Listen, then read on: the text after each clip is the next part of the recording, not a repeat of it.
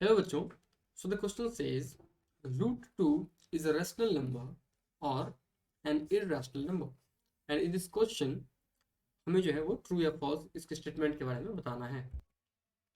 True या false, तो the key concept जो कि हम लोग इस क्वेश्चन में यूज करने वाले हैं वो मैथमेटिकल रीजनिंग का है कि अगर हमारे पास एक स्टेटमेंट है ए एंड बी, जिसको कि हम मैथमेटिकल रीजनिंग के टर्म में ए इंटरसेक्शन बी भी लिख सकते हैं, तो हम कहते हैं कि अगर हमें इस स्टेटमेंट को ट्रू बोलना है तो उस केस में ए को भी ट्रू होना पड़ेगा और बी को भी ट्रू होना पड़ेगा। If the both statements are true then only A intersection B that is A and B will be true.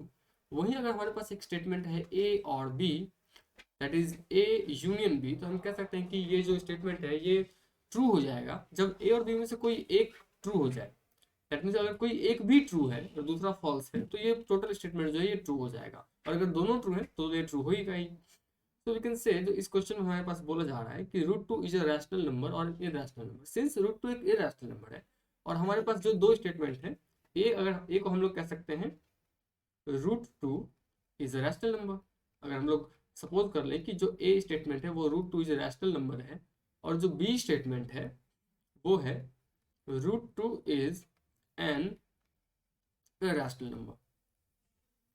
सो हमारे पास जो स्टेटमेंट है वो ए और बी है, ए और बी, तो ये ट्रू कब होगा?